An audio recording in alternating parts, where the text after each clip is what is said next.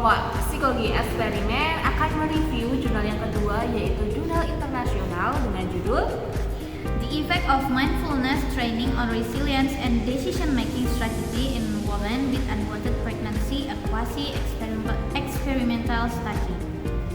Dengan penelitinya adalah Zahra Alihani Faradun, Monireh Tusi, Parvin Gaimagami, and Azhar Nematolahi. Dan kita yang beranggotakan saya sendiri, Naomi Ardelia dengan NIM 152, Dan saya, Lumita Maria dengan NIM 157. dan saya Novidawi Aprilia dengan NIM 137. Oke, jadi simak sampai habis ya.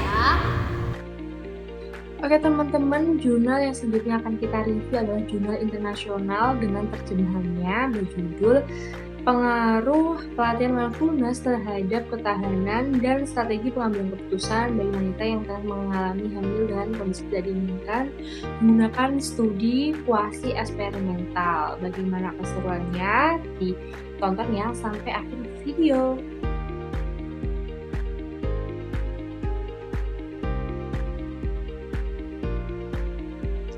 Yang pertama adalah latar belakang. Berbicara mengenai latar belakang, tentunya dalam suatu penelitian memiliki latar belakang yang mendukung suatu penelitian itu terjadi. Ditemukannya bahwa fenomena kehamilan yang tidak bisa direncanakan itu adalah suatu peristiwa yang dapat mengakibatkan seorang wanita itu mengalami stres, kemudian mempengaruhi kesehatan mental, serta dapat mengakibatkan tindakan aborsi. Nah, dari kondisi tersebut ditemukannya data statistik di dunia terdapat 40% diantaranya itu adalah kehamilan tidak diinginkan, dan dari 40% tersebut 50% diantaranya lebih memilih untuk melakukan aborsi secara induksi dan 38%-nya memilih untuk dilahirkan.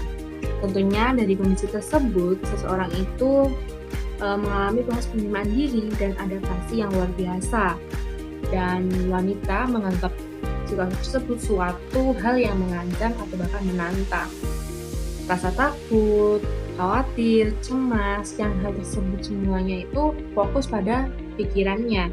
Sehingga dari penelitian ini sangat difokuskan bagaimana melihat pengaruh pelatihan mindfulness terhadap ketahanan serta pengambilan keputusan pada ibu yang tengah hamil dengan kondisi tidak diinginkan. Itu adalah latar belakang dari penelitian ini. Oke teman-teman, jadi selanjutnya kita akan membahas terkait variabel penelitian. Nah, pada penelitian eksperimen pasti kita udah tahu ya teman-teman kalau di dalamnya pasti ada yang namanya variabel dependen dan juga variabel independennya. Oke, variabel independen atau variabel bebas di dalam penelitian ini adalah mindfulness training, yang mana ini berupa program latihan kesadaran penuh yang diberikan melalui aplikasi seluler khusus selama periode penelitian kepada kelompok eksperimen. Kemudian untuk variabel terikatnya atau variabel dependennya di dalam penelitian ini tuh ada dua teman-teman variabel dependennya. Yang pertama itu adalah ketahanan diri yang diukur menggunakan skala Connor-Davidson Resilience Scale.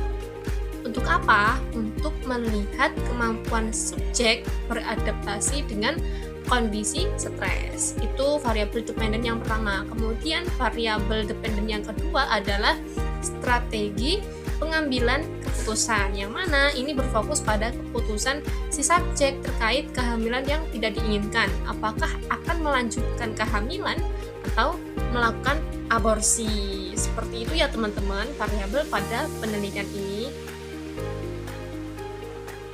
Oke, selanjutnya yaitu hipotesis penelitian.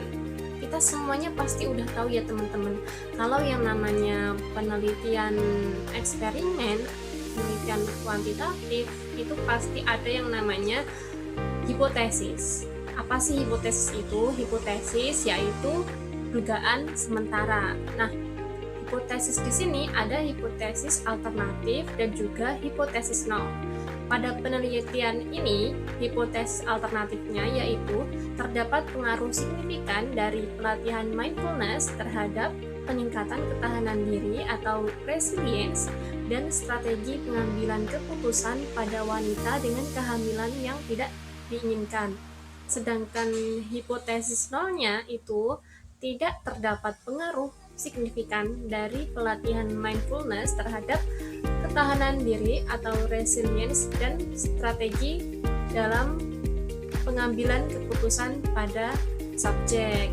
Nah, yang mana nanti yang akan diterima pada penelitian ini? Apakah hipotesis alternatif atau hipotesis nol? Simak sampai akhir ya teman-teman buat mengetahui mana sih hipotesis yang diterima. Oke teman-teman, sekarang kita masuk ke metode penelitian. Jadi dalam penelitian ini, peneliti menggunakan metode penelitian kuantitatif jenis kuasi eksperimental, yang mana penelitian ini tidak dilakukannya randomisasi, dan dengan model two group design dengan jenis non-randomized pretest, post-test, control group design. Jadi dalam penelitian kuasi eksperimental ini terdapat dua grup, yaitu ada kelompok intervensi dan ada kelompok kontrol, yang mana dari dua kelompok ini dilakukannya pretest dan post-test. Nah, seperti itu. Selanjutnya, subjek penelitian merupakan 64 wanita yang bersama pasangannya tidak berniat untuk melanjutkan kehamilan, usia kehamilan kurang dari 20 minggu dan telah mengunjungi pusat layanan kesehatan di Shiraz selama tahun 2024. Jadi dari 64 wanita ini nanti akan dibagi ke dalam dua kelompok yang sudah disebutkan tadi. Ada kelompok eksperimen dan ada kelompok kontrol. Selanjutnya, alat ukur yang digunakan dalam penelitian ini ada 3 kuesioner. Yang pertama ada kuesioner demografi dan fertilitas, yang kedua skala ketahanan milik Kanner-Davidson, dan yang ketiga adalah kuesioner tentang gaya dan strategi pengambilan keputusan perempuan terkait aborsi atau kelanjutan kehamilan yang tidak diinginkan. Oke teman-teman, selanjutnya mengenai prosedur penelitian. Berdasarkan dokumen yang diberikan bahwa prosedur penelitian tentang pengaruh pelatihan mindfulness terhadap ketahanan serta pengambilan keputusan pada wanita yang tengah mengalami kehamilan yang tidak diinginkan dilakukan dengan langkah-langkah. Yang pertama adalah penelitian ini menggunakan desain kuasi eksperimental dengan metode pretest, post-test, dan adanya kelompok kontrol. Selanjutnya, setelah ketahuan bagaimana desain penelitian yang akan dilakukan, selanjutnya yaitu mengenai penentuan sampel. Penentuan sampel yang pertama ditentukan dengan ukuran sampel ditetapkan dengan sebanyak 64 peserta, di mana rinciannya 32 orang peserta kelompok setelah memperhitungkan tingkat pengurangan peserta. Selanjutnya terdapat kriteria inklusi meliputi wanita dengan usia kehamilan kurang dari 20 minggu, memiliki ijazah SMA atau lebih tinggi, tinggal bersama pasangan, dan secara sukarela berpartisipasi karena memiliki kehamilan tidak direncanakan. Itu adalah penentuan dari sampel penelitian tersebut. Kemudian peneliti menggunakan metode cluster random sampling dengan memilih secara acak dari 6 wilayah dari total keseluruhan 11 wilayah di kota Shiraz, Iran, dan kemudian memilih salah satu pusat kesehatan dari setiap wilayah tersebut. Peserta yang memenuhi syarat ditugaskan secara acak ke dalam kelompok intervensi atau kelompok kontrol menggunakan perangkat lunak R. Nah, setelah itu tahap yang pertama yaitu tahap pra-uji atau pretest. Sebelum intervensi dimulai, kedua kelompok mengisi kuesioner demografi, skala ketahanan Kanner-Davidson, dan kuesioner strategi pengambilan keputusan terkait aborsi atau melanjutkan kehamilannya. Setelah itu, tahap belakangnya pretest. Setelah itu adalah pelaksanaan intervensi, di mana kelompok intervensi menerima program pelatihan teknik mindfulness selama 6 sesi. 1 sesi per minggu melalui aplikasi seluler multimedia interaktif yang dirancang oleh peneliti. Kemudian materi pelatihan meliputi pengenalan mindfulness, latihan makan penuh kesadaran, pengendalian tubuh, yoga, meditasi duduk, dan meditasi welas asih. Selanjutnya, kelompok kontrol hanya menerima perawatan rutin selama periode penelitian. Jadi, peneliti mengelompokkan dari kelompok intervensi dan kelompok kontrol, di mana kelompok kontrol atau kelompok intervensi ini diberikan pelatihan, diberikan bagaimana dia itu dapat mencapai mindfulness. Namun, kalau kelompok kontrol itu hanya menerima perawatan secara rutin. Kemudian setelah adanya pelaksanaan intervensi, tahap selanjutnya adalah yaitu tahap pasca uji atau post test. Tahap post test ini 1 minggu setelah intervensi berakhir, teman-teman. Jadi kedua kelompok kembali mengisi kuesioner ketahanan dan strategi pengambilan keputusan untuk mengukur perubahan apa aja yang akan terjadi nantinya. Setelah itu, peneliti menganalisis menggunakan SPSS versi 25 dan UJT independen, UJT berpasangan, dan korelasi person untuk membandingkan hasil sebelum dan sesudah intervensi serta antar kelompok. Setelah penelitian selesai, kelompok kontrol juga diberikan akses ke aplikasi pelatihan tersebut untuk memastikan kesetaraan pendidikan. Jadi, peneliti juga memberikan akses untuk kelompok kontrol untuk melakukan sesi pelatihan seperti halnya kelompok intervensi. Jadi, prosedur penelitian ini menggunakan 3 tahapan. Apa saja tadi? Oke, benar. Tahap pra-uji atau pre-test, kemudian intervensi, dan selanjutnya adalah post-test. Oke, itu adalah prosedur penelitian pada penelitian ini. Selanjutnya, hasil dari penelitian ini menunjukkan bahwa pelatihan mindfulness secara signifikan mengubah kondisi psikologis responden dibandingkan dengan kelompok kontrol. Kan tadi adanya treatment pada kelompok intervensi. Jadi hasilnya adalah peningkatan resiliensi yang pertama.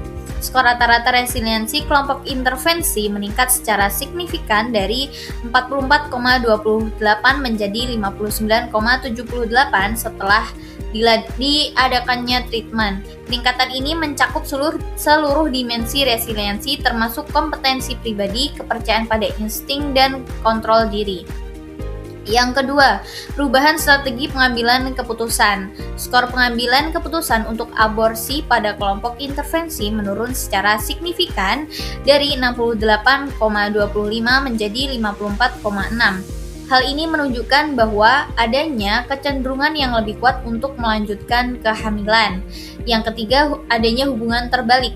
Ditemukan korelasi inverse yang signifikan antara resiliensi dan keputusan aborsi, yang artinya semakin tinggi tingkat resiliensi seorang wanita, maka keinginan untuk melakukan aborsi semakin menurun. Nah, jadi para peneliti ini menjelaskan beberapa mekanisme mengapa intervensi ini efektif dalam konteks kehamilan yang tidak diinginkan. Yang pertama, adanya mekanisme coping. Mindfulness memperkuat kemampuan wanita untuk mentoleransi stres dan kecemasan sehingga melindungi mereka dari disfungsi suasana hati yang dipicu oleh tekanan situasi kehamilan. Yang kedua, adanya peningkatan kompetensi diri, yaitu melalui latihan seperti meditasi kasih sayang atau loving kindness meditation. Responden belajar untuk menghadapi kesulitan tanpa menghakimi diri sendiri, yang pada akhirnya meningkatkan persepsi akan kompetensi pribadi mereka. Yang ketiga, adanya pengurangan strategi penghindaran. Fokus pada saat ini atau present moment dalam mindfulness membuat individu lebih terlibat secara kognitif dengan masalah yang ada, sehingga mengurangi gaya pengambilan keputusan yang bersifat menghindar atau menunda-nunda. Selanjutnya ada dukungan pengambilan keputusan. Hasil ini sejalan dengan studi sebelumnya yang menyatakan bahwa ketangguhan mental berkorelasi positif dengan strategi pengambilan keputusan yang lebih rasional dan positif.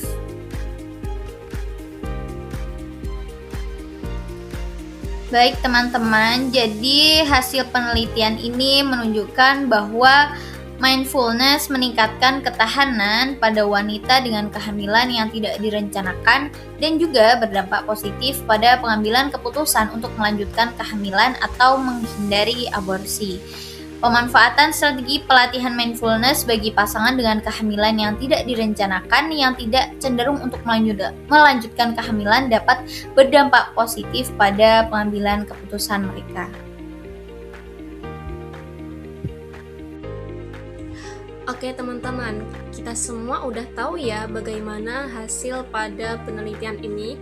Sekarang kita akan tahu apa sih kelebihan dan kekurangan pada penelitian ini.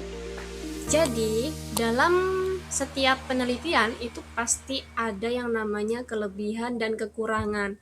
Gunanya apa? Gunanya itu supaya bisa dijadikan bahan acuan bagi penelitian berikutnya. Nah, langsung aja yang pertama, instrumen yang tervalidasi. Penggunaan Connor-Davidson Resilience Scale memberikan keandalan yang tinggi dalam mengukur variabel ketahanan diri karena instrumen ini telah diakui secara internasional. Jadi udah nggak usah ragu lagi ya teman-teman pada skala ini. Karena apa? Karena sudah diakui secara internasional terkait keandalannya.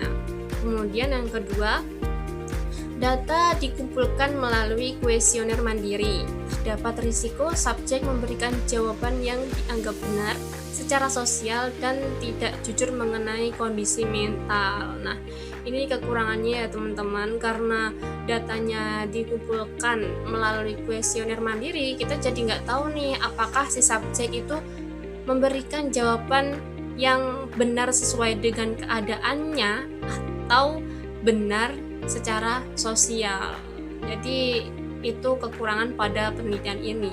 Kemudian yang ketiga, hasil penelitian dipengaruhi oleh latar belakang budaya dan norma sosial yang ada di daerah Shiraz terkait kehamilan tidak diinginkan, sehingga hasilnya belum tentu bisa digeneralisasi sepenuhnya ke populasi di negara lain atau budaya lainnya. Jadi harapannya semoga di penelitian selanjutnya ini itu bisa lebih luas lagi ya teman-teman. Jangan hanya ada di Shiraz, soalnya keterbatasan dengan latar belakang budayanya. Semoga bisa lebih jauh lagi ya jangkauannya pada penelitian selanjutnya. Itu ya teman-teman kelebihan dan kekurangan pada penelitian ini. Nah, baik teman-teman, jadi itu adalah review jurnal dari kelompok kami dengan jurnal internasional kita. Kemudian semoga apa yang sudah teman-teman tonton bermanfaat dan bisa menjadi suatu referensi